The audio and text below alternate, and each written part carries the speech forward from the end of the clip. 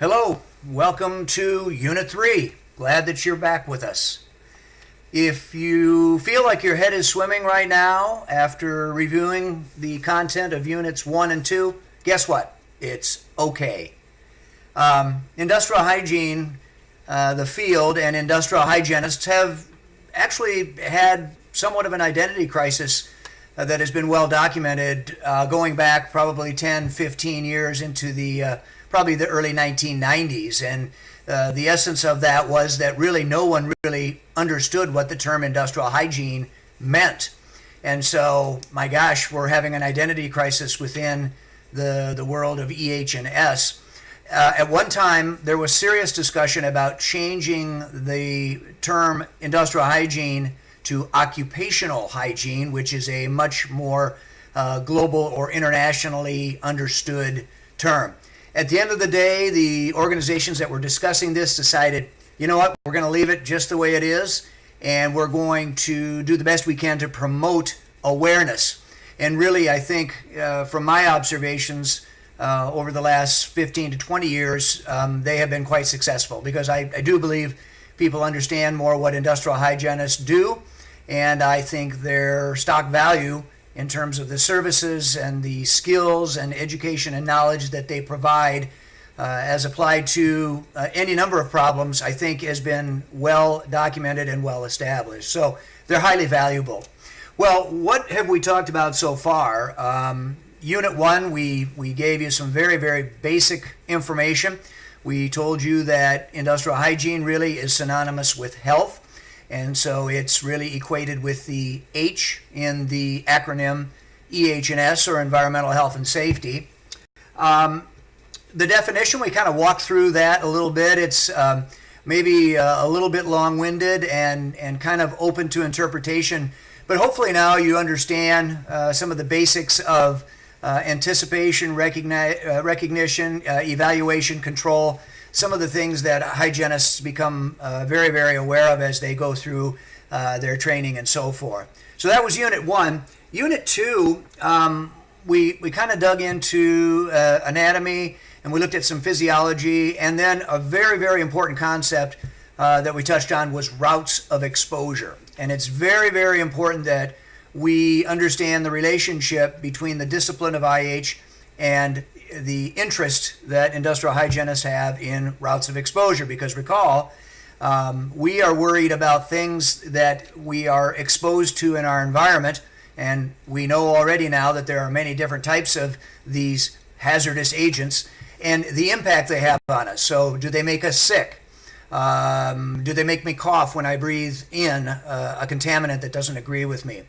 Noise exposure, great example. When I take noise, sound pressure waves in through my ears, do they damage my hearing? Do I lose my hearing, and so forth? So we'll actually talk about occupational noise in Unit 5, so you can look forward to that.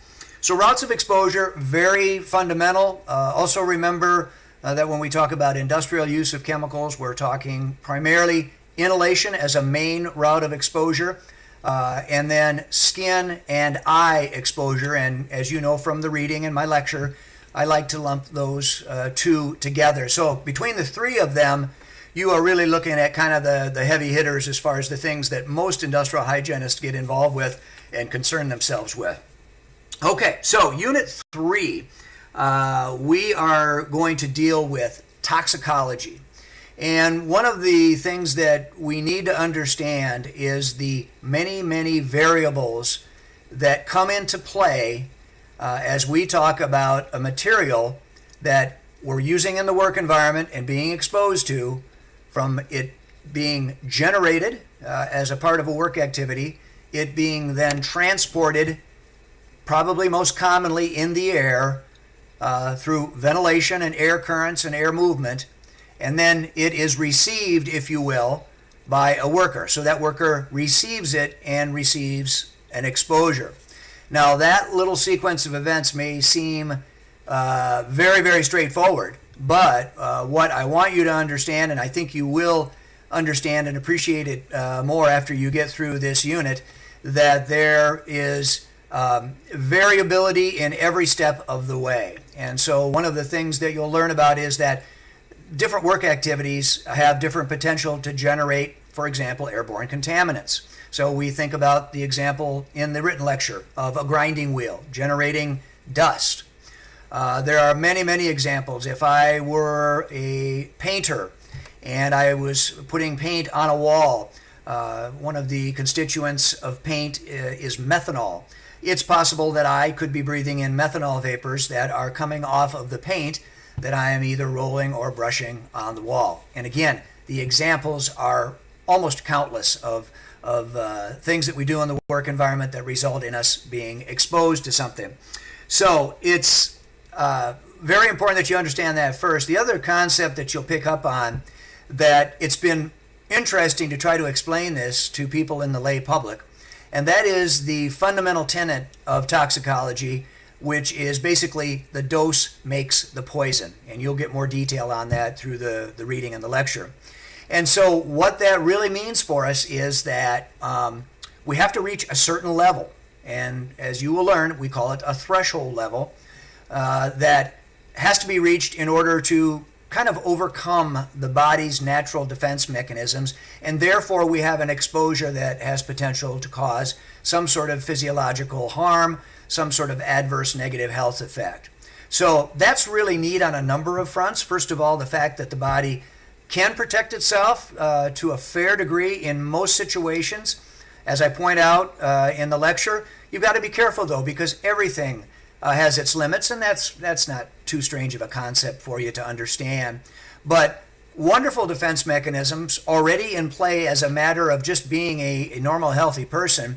And the second thing that comes into play is overcoming these defense mechanisms really is part and parcel of exposure potential. And so we think about that from the perspective of an opportunity to control that exposure, try to reduce or eliminate it through a variety of different ways, such as engineering controls, administrative controls, and personal protective equipment. So variability in how the contaminants are generated, variability in how we can control them.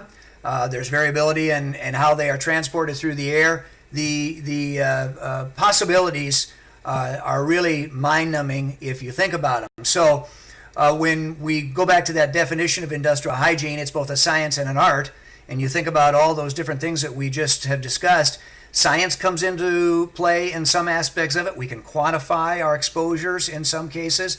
But there's also this art that comes into it where we need to rely on professional experience. We need to rely on things that we've done in the past that would give us an opinion on a matter and make a judgment call. We can't quantify everything in industrial hygiene. And so as you go along, and this is the case with every career path, you gain that knowledge and that confidence in order to make decisions that are going to benefit, in this case, the worker. So the last thing that I want to share with you that's in this chapter is this idea of nanotechnology. And I'm not going to go into depth in it here because you'll get the information in the reading and the lecture.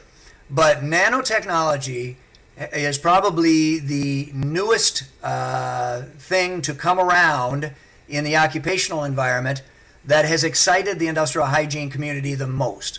And the reason for that is because these very small particles, these nanoscale materials, really are unknown in terms of their ability to create negative or toxic effects on the body. And so what you'll learn is that this really, most people believe it has to do with the function of surface area. So as you finally divide a bulk material into smaller particles, the surface area actually increases, and so does the ability to interact with anything in the environment, including the body. So pretty exciting stuff, because guess what? There are no established exposure limits associated with nanoscale materials. Very, very few. They're being evaluated all the time. So I think you're going to enjoy the discussion, learn more about toxicology, and then we'll pick it up in Unit 4. Thanks.